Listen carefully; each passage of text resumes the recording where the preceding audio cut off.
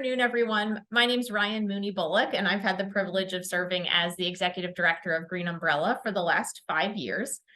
Green Umbrella is the regional climate collaborative for Greater Cincinnati.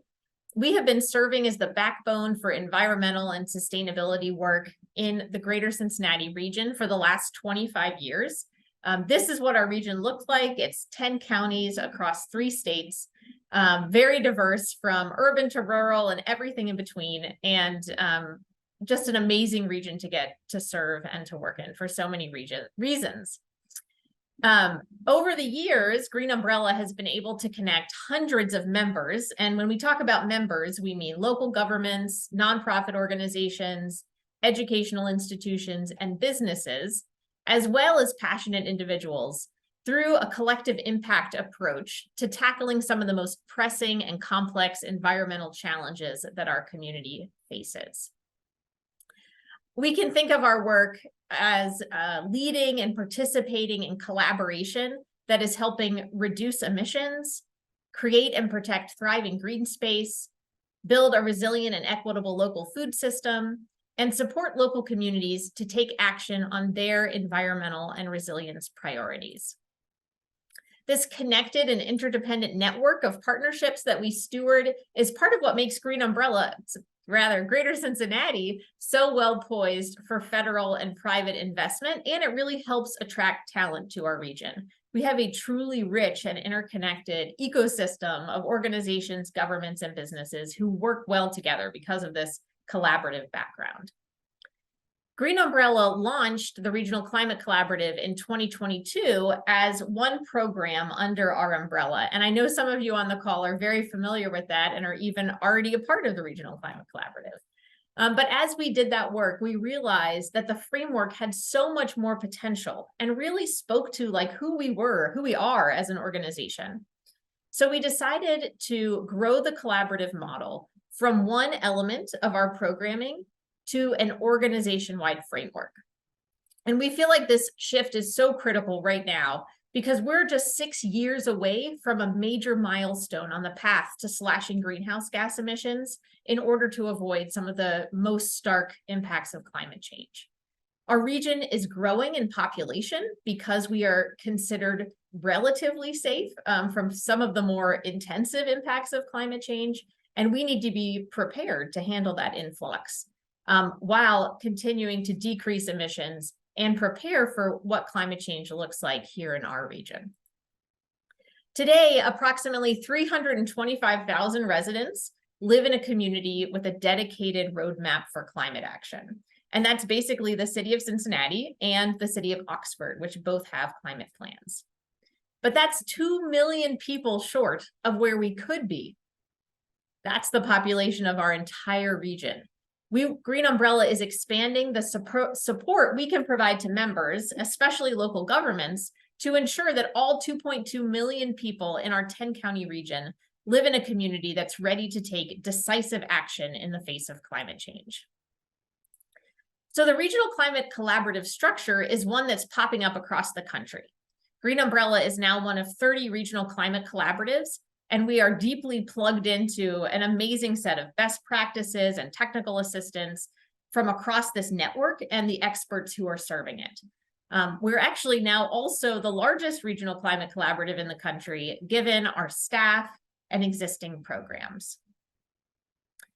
And we believe that this amount of expertise, I'm actually going to hop around for a minute here, that our historic programming provides will help us truly support it across the wide range of issues that we talk about when we deal with climate issues.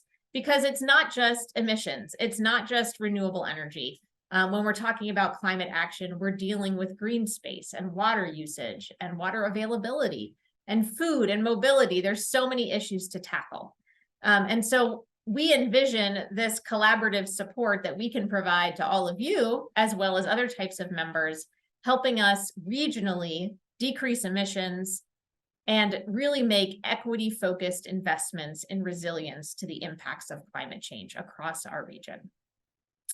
I'm going to hand it over to Savannah Sullivan, who is our Senior Director of Programs and Climate Strategy, to talk a little bit more about what climate change looks like in Greater Cincinnati and some of the specific ways that regional climate collaboratives can help with the issues we face. Great. Thank you, Ryan. And great to see everyone. So glad you could join today. And for those who might have joined a little late due to our technical difficulties, just know that this is being recorded and you'll get the full recording after this call. So I just wanted to quickly characterize what are some of these challenges when we talk about climate impacts. What does that mean for Greater Cincinnati? So what we know that we are already experiencing and will only continue to experience with more frequency and intensity are extreme heat events, especially in areas that are a bit more urbanized and have less kind of natural landscape present in the communities. As we experience more and more climate shifting, and whether that is temperature or humidity differences due to increased moisture in the air, we will see an increase in pests present in our environment, and that means disease vectors. We will also see, due to our already challenging air quality situation in our region, a rise in respiratory illness and other types of struggles in public health due to the increase in temperature and storms. Storms, of course, I think we've all noticed that we have been experiencing more severe storms throughout the year that not only have a greater volume of precipitation falling, but also a greater frequency, seeing more and more of them. And this can disrupt our actual physical landscape. And so we are seeing more vulnerability to landslides across our region as well. And what this can mean when we have our infrastructure kind of subjected to these impacts is things such as sewer backups. So our homes and our buildings are also being pretty significantly impacted. Next slide. And so wanted to highlight that what this can mean for us as local governments is pretty significant economic consequences. Local governments tend to be the first responders, both in terms of caring for our constituents, but also for the financial impacts of these weather and climate related disasters. So this is just a sampling from the first half of the year of what billion-dollar disasters we've seen in the United States. And as you can see, a lot of them do concentrate not only this year, but in previous years in the Midwest region. And so, you know, while we haven't had any directly in our 3 states so far this year, we have in previous years, and we can expect to see more in the future. Next slide. I promise it goes up in a bit, but we just got to characterize the consequence first. A great report that helps us understand what will local governments be confronted with in the coming years is The Bill is Coming Due.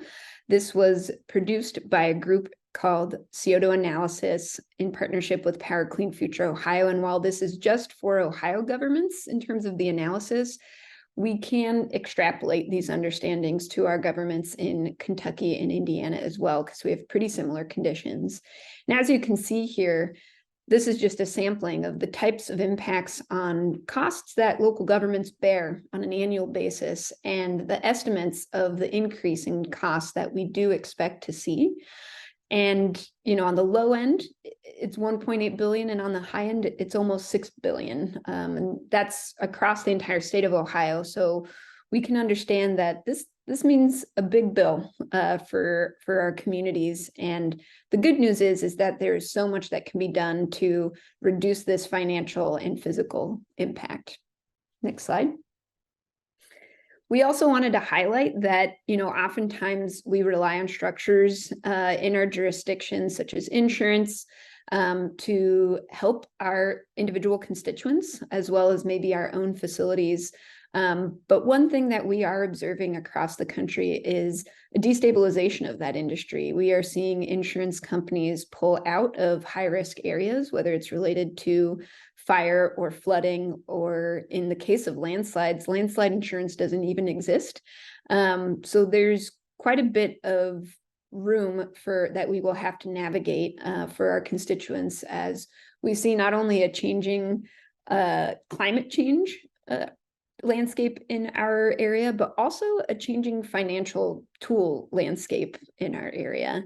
I also wanted to highlight that it's not just, sort of big structures like insurance or costs that the local governments bear. Our individual homes, so where we live, is also a bit at risk in terms of mortgages are starting to be reevaluated due to climate stress tests that mortgage lenders are putting on the evaluation of home prices. And so this has a huge impact for folks that live in our communities as well. Next slide.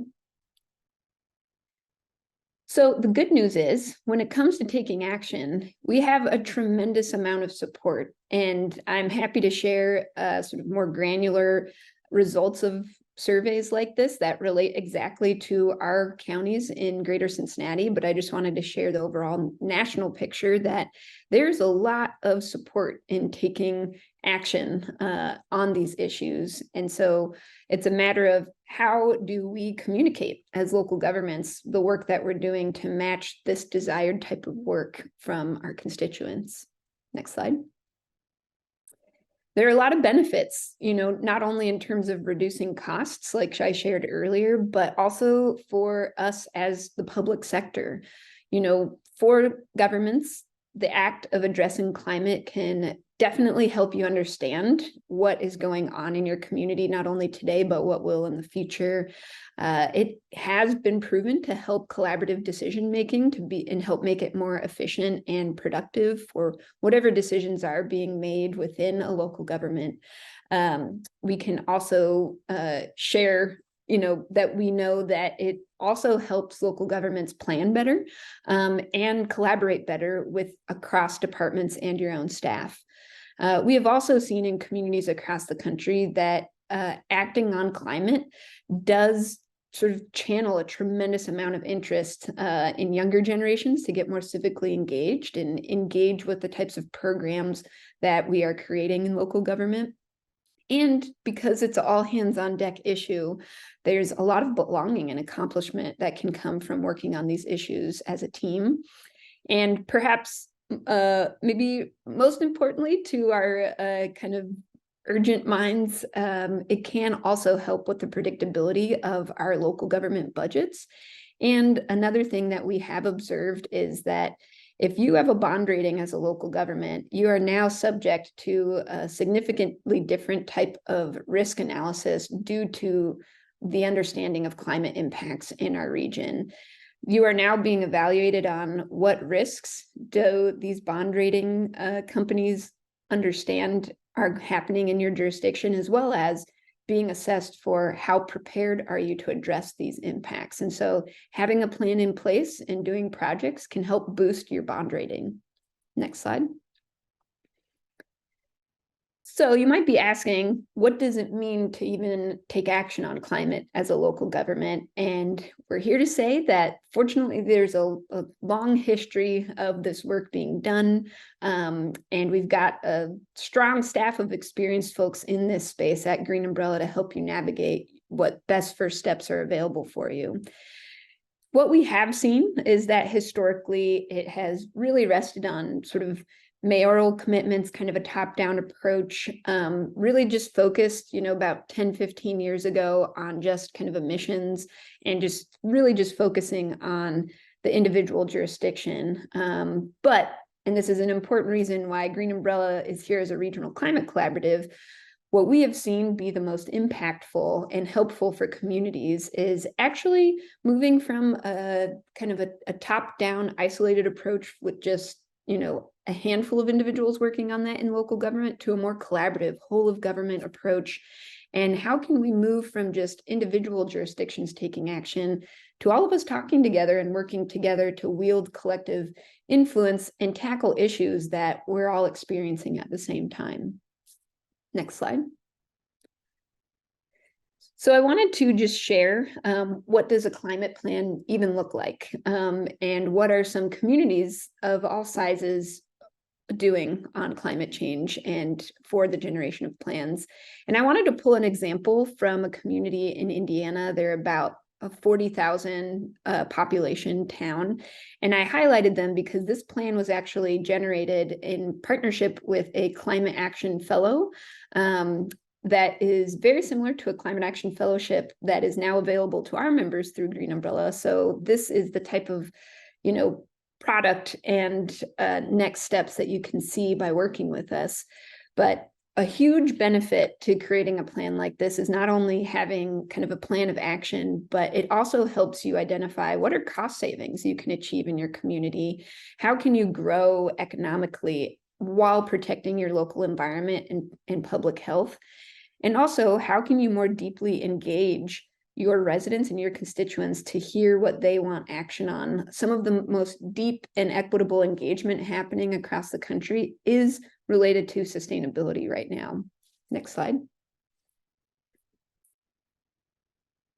And so for this particular plan, you can see here on the left, here's just an example of some strategies that helped Zionsville get started. The local government took the first step of just creating a commission because they knew that just one person can't hold this on their shoulders within their local government. It needed to be a team. And so that also helped deepen community engagement, get more residents aware of this issue. And they also worked with that commission to then provide education to residents, and also in collaboration with their Parks and Recreation Department.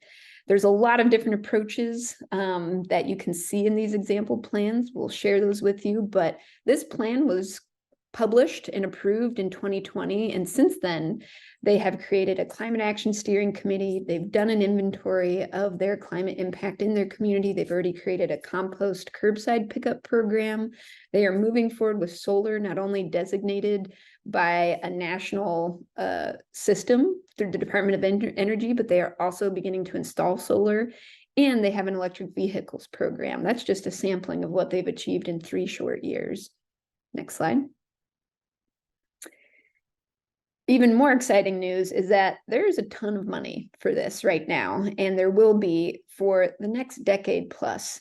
So through both the Inflation Reduction Act and the Infrastructure and Investment and Jobs Act, or otherwise known as the Bipartisan Infrastructure Law, we have billions of dollars that are currently available and just being made accessible.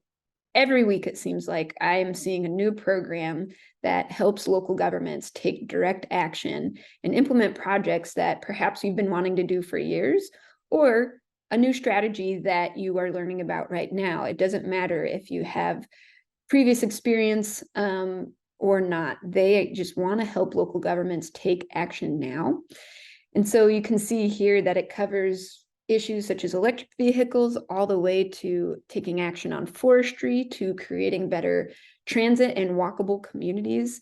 We're here to help you navigate that funding. You'll hear a bit more about that from Ryan, but wanted to highlight just some of the big pots of money available directly to you right now. Next slide. And wanted to emphasize that there is a huge effort happening right now, and it is through the Climate Pollution Reduction Program at the US EPA. And it is for all 15 counties that you see here. And it is a regional climate action planning process. Next slide. What this will set us up to do is not only create a regional climate action plan, which what we mean when we say that is basically a playbook. It's a menu of strategies that we're going to work directly with communities to create, so that you don't have to do all of the heavy lifting to figure out what the heck to do on these issues. You'll have this tailored resource for greater Cincinnati communities of all sizes to be able to help you take next steps and create your own individual local plan. But what this also sets us up to do by participating in this program is compete for a $4.6 billion pot of money that is being made available right now. So local governments can apply for this by April 1st, and we'll share more information about this funding opportunity with you. And there is also going to be significant grant writing support and a collaborative grant opportunity if you want to join in with your neighboring jurisdictions to work on the same issues and bring in even more money. It's more competitive when we apply as a region, is what we've been seeing from these national agencies. And one thing we know is that these dollars will focus on our most vulnerable communities, and we can help you understand what are your most vulnerable geographies and communities in your jurisdiction. We have a lot in Greater Cincinnati, and so this program is helping communities like ours kickstart and accelerate their ability to act on these issues. Next slide. And you can join in on the fun. And so our regional effort is called Thrive Together. We'll be creating a sustainability playbook for the 15 county region that I shared with you. We have a planning and support team kind of making sure that the region stays organized, but really this plan will be created in collaboration together. And so we have not only a steering committee that is being formed, all of your counties will be represented, and there will be additional representation across community-based groups and more. We'll have a virtual engagement hub that we'll drop a link to in the chat, that we want to hear from you about what are your ideas and how can we tailor this plan to your needs. And we will also have in-person and virtual engagement sessions over the next 18 months to help not only create this plan, but create a collaborative funding application to get some of that $4.6 billion pie, get our slice here in Greater Cincinnati. Next slide. So now, before we tell you a bit more about what can Green Umbrella help you take action on in your communities, we're just gonna have a quick poll because we'd love to just see where you're at in your communities. And all of the results from this are anonymous, so please just take couple seconds to answer these 3 quick questions.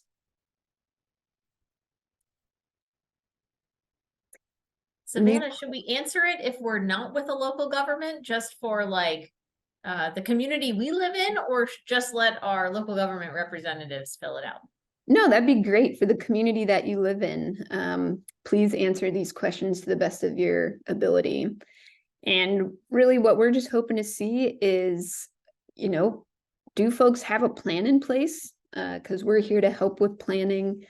Do you know of any projects that are being implemented now or have been in the past related to some key issues? And what are your biggest pinch points? If you have tried to take next steps, but have struggled to do so. So we'll give it another minute to get folks answering these questions. And again, everything is anonymous, but we want to kind of get the lay of the land and tailor the rest of our presentation to what we're hearing from folks.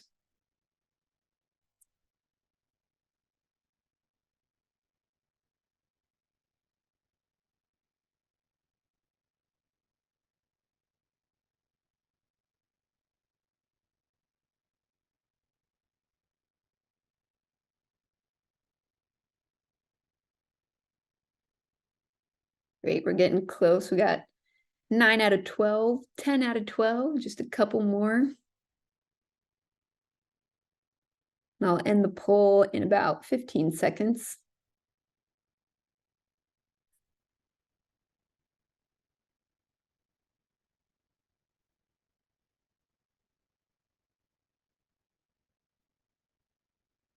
Awesome. Thank you so much. So I'm going to share the results. So as you can see, we do have some communities, and I think there are multiple representatives from a couple communities that, we have some sustainability plans / climate action plans, but we also have a lot of folks who don't have any relevant planning yet and might have some different kind of planning. So really excited to help next steps happen in all of these communities.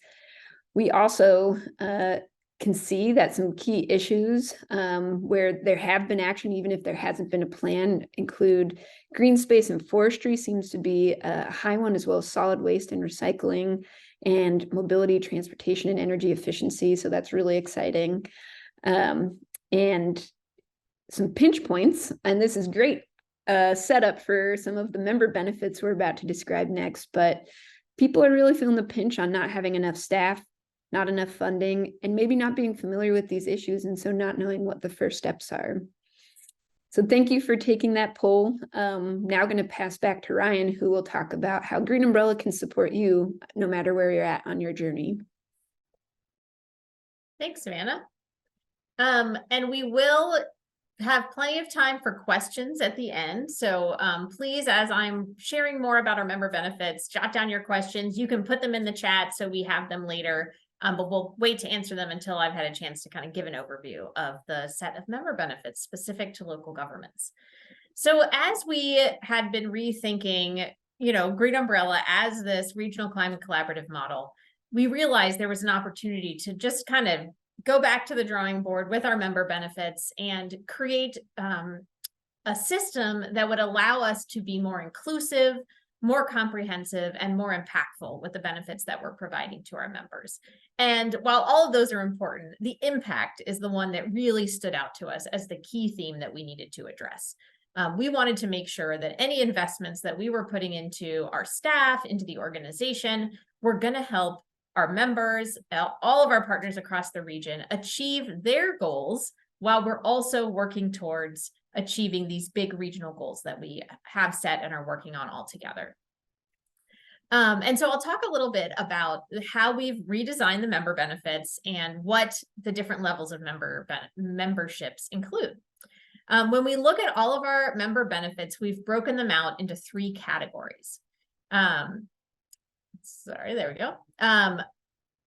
Training and networking, marketing, and capacity building and access to resources. So I'm going to give some of the highlights of those different areas. And all of this detail is available in membership PDFs specific to each sector. So local government is the sector that you would be looking for on our website. And we'll share the link for that later. We'll also email out those packages for you. So when we look at training and networking, I've just done a screen grab of our member chart. First of all, I'll point out that you'll see 3 columns on all of these charts: participating, supporting, and leading. We have created 3 tiers of membership as a part of that effort to be as inclusive as possible, so that organizations, local governments can look at their budgets as well as their desired levels of involvement when deciding how they want to be a member of Green Umbrella. So for local governments, the participating level is free. And then the supporting and leading levels go up from there. But you can see from here some of the different benefits that we offer in this training and networking branch of our membership. We want to make sure that we're connecting the employees within your government to the resources that we're developing. So we have a new online member portal that is hosting both static resources as well as trainings and workshops that members can log in and access. Depending on the size of your organization, we offer different numbers of logins to that system. At all levels, we are encouraging member staff to participate in our collaborative teams. So those are the parts of Green Umbrella that you're probably already familiar with, like our Green Schoolyards Action Network, Common Orchard Project, the Food Policy Council, but also some teams that we're forming, some working groups through the Regional Climate Collaborative, which I'll highlight in a little bit. We'll also be hosting exclusive member events, providing discounts to some of our signature events like the Midwest Regional Sustainability Summit, and just helping to connect folks across this big network that we serve.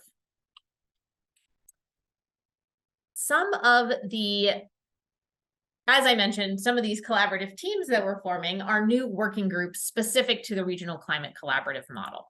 And we've outlined those here. So we have 5 working groups that are launching that each have a very specific focus. I'm not going to go into the details about all of those right now, just so we have time for questions later. But we're really have thought through how do we make sure that all of the people that we're wanting to engage in this work, from elected officials to frontline residents who are dealing with the impacts of climate change every day, to folks who are trying to bring money into the door for their communities, have a place to learn and work together. Our next category of member benefits are marketing. And this is something that Green Umbrella has been traditionally very heavy in terms of our member benefits. And so we know it's an important asset that folks look to our organization to provide.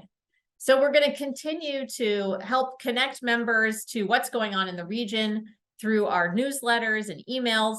There will be special editions of those for members that are specific to some of the resources that we're sharing with members. We have also created a new member directory through our online member portal.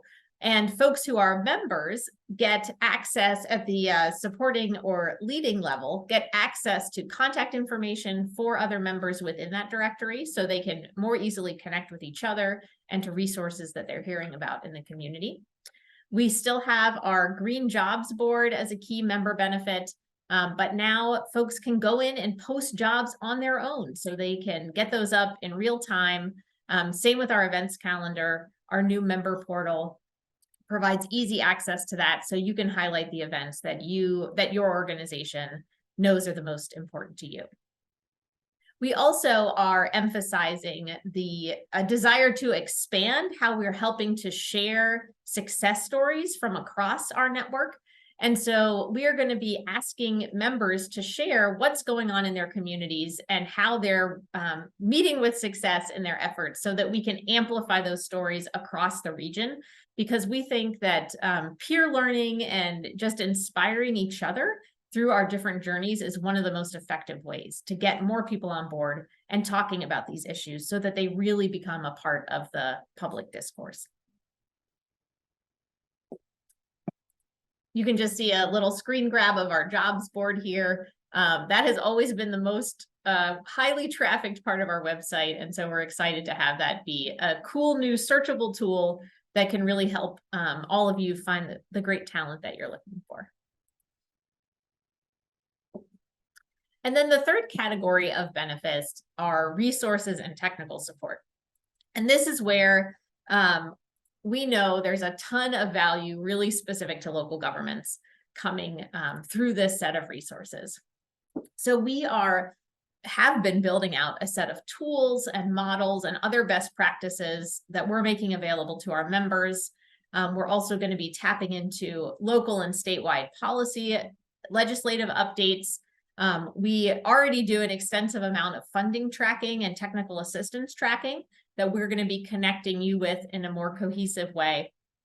And then for those higher level members, we'd love to continue to provide letters of support for grants and awards, opportunities to collaborate on grant applications. This is, as Savannah mentioned earlier, there is just a huge amount of resources coming down from the federal government and other private national philanthropy entities. And we want to make sure that we are connecting regional applications that are helping work happen across a variety of issue areas in a really strategic way. We're also excited to provide some planning and implementation consultations. And I'll just give one quick example of that. The Green Space Alliance, which is kind of the newest iteration of our longest standing collective impact team, has created a regional green space prioritization plan. And one of the things that team would love to do is share with local governments, hey, based on an amazing set of scientific data and social and economic data that we've been able to look at, we can share with you where some of the highest priorities areas are to protect green space in your community, whether because it's in a neighborhood that has populations that don't have easy access to green space and low air quality, or because there's a really valuable piece of green space right here in your community that you might not know about. How can we work together to protect that, to make sure you're retaining a high quality of life and creating the natural systems in your community to help withstand the effects of climate change? So that's just one example, but we've got lots of experts from across a variety of issue areas who want to plug into your communities and help you address the issues that you're facing. And then finally, one that we're super excited about is for our leading level members, they can qualify for a subsidized climate fellow. We are going to have a climate fellowship program, which we have already launched and announced, and more information is available on our website. But this is a person who could be embedded within your government for a summer to start with, to help you take whatever the next steps are on your climate action journey. And there will be a cost associated with that. And so we're waiting to see how many governments are able to participate at kind of paying the full cost versus a subsidized rate. And that will help us determine how many fellows we can offer for the next year. But this program is just being launched for 2024. Finally, I just want to emphasize that one of the cool things about this new model is that we are tapping into benefits, not just through our what you might think of as more traditional climate action work, but across the programs that Green Umbrella supports. And so when we look at things like the 2030 district, one of the types of consultations and data analysis that we can help provide is by having local governments join the 2030 district, which helps them to track their energy use, water use, and transportation emissions related to their buildings, and make a plan for decreasing those as a part of our regional greenhouse gas reductions. We also offer some amazing resources and tools through the Food Policy Council, whether that's understanding your opportunities to procure local food for your purchasing department, or how you can integrate zoning changes to make urban agriculture or composting or livestock something that is more accessible within your community. So we look forward to being able to connect members with resources from across the organization. And finally, I mentioned earlier that we've got these 3 levels of membership that are available to all of our communities. And I am going to actually pause here because my voice is dying after a long week of a lot of talking. And I'm going to pass it back to Savannah for just a minute. Sure. Yes, so we just wanted to wrap up and really emphasize, this inclusive model is really just to help meet you where you're at. So if you are just wanting to get started and see what we have available, starting out at participating level to help you kind of dabble maybe for the first time can be a really great way to try your hand at some of this.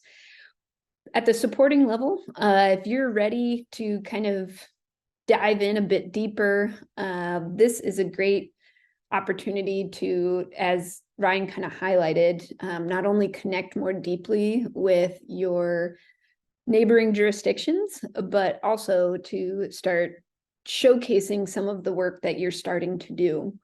And then at the leading level, that's really where, if you're ready to just kick it into gear all the way, or if you feel like you've been working on these types of issues for quite some time and are just looking to coalesce and level up, that is a really exciting way to engage. For anybody who has already been a Green Umbrella member, we did want to highlight that you have been kind of rolled over automatically. So with the current membership dues that you have paid, you are at the supporting level right now. And when that expires, you will have the option to kind of, tap into whatever level you want to pursue next. And so if you go to the next slide, Ryan. Wanted to showcase that, we already have some of our first leading members. The City of Cincinnati, City of Fairfield, and City of Covington and the City of Milford have already leveled up to being our first leading members and have already made some great, exciting strides. For example, we supported the City of Fairfield in kind of identifying the procurement processes and what types of first steps do they need to take to kick off their first sustainability plan process. And so now they've got a consultant and a 15-person team across their local government helping draft their first sustainability plan. So that's very exciting. The next slide is just, this is in the packet that Charlie has shared in the chat and that you will also receive in our follow-up email. Just a preview of some of the different types of levels. We not only have kind of the levels participating, supporting, and leading, but just tiers. We understand that we have a really diverse set of geography and size of communities across greater Cincinnati. And so we did a lot of research to understand, what could be accessible, and also alongside the great value of all of these benefits that are being provided. And really wanted to clarify too the difference between a county and a district. So a district, for example, would be like a soil and water conservation district. Those tend to operate a bit differently from the overall kind of county level government. And also wanted to highlight that, we really want to make sure that, we can engage you where you're at. And if you are a community that is within what is considered a disadvantaged community through the climate and economic justice screening tool, or for other reasons have, financial bars to accessing some of these benefits, we do have a financial assistance program you can apply for scholarship. So you can see all of that on our website. Next Great. slide. Thank you so much, Savannah, for jumping in. Oh, no problem. Appreciate that. So we are going to shift to Q&A now. And I only have a very quick wrap up at the end. So we've got about 10 minutes for your questions. And you can put them in the chat, or you can pop out of unmute or raise your hand, whatever works for you, so that we can hear your question. And we'll be popping recording for this. Thank you. We're going to pause the recording. Recording again, Ryan, just so you know. What'd you say? Oh, we'll redo that partly. So if you haven't already downloaded the member benefits package, you can do so on this link or at greenumbrella.org/become a member. That has all the details that you need. As we mentioned before, if you had been a member of Green Umbrella, you are currently set at the supporting level until your renewal date. So when you got that email with all the details about how to log into the portal, it should have also included information about your renewal date. If that's not till next year, we'd love for you to start thinking about, okay, how do we budget this for next year? Are we going to renew at the supporting? Can we level up to the leading? And please reach out to us for questions about financial assistance or other flexibility related to that, because we're really trying to get as many partners connected to this work as possible. And we don't want that to stand in your way. I did want to share two other upcoming events real quick. So November 15th, there is a federal funding opportunity webinar for climate and food systems resilience that we're connected to through a partnership that we have with an organization in Michigan. It's in the evening, but if you need a little dinner time learning about federal funding, it might be a great chance to tune in. And we are also capturing and sharing information about resources like this on a regular basis. And then on December 6th, we are really excited to share the findings from a report that we've been working on with Scioto Analysis this year, focused on public health impacts from climate change specific to our region. So it's really looking at, what are the vulnerabilities here in our population, and how do we expect climate change to continue to affect those? Because these issues are so critical to the work that all of us do to protect the health of our residents and make sure that we're creating a community that is healthy and safe for them to be in. So we'd love for you to join us for that as well. And there will be a published report that goes along with it. All right. Any other final updates from my crew? That covered it. Great. I look forward to working with everyone. Yeah. Thanks all for coming today. And we will send out this webinar as well as that package, which you're welcome to share with anybody else on your team or a colleague in another community. Great job, everybody. So informative. Thank you.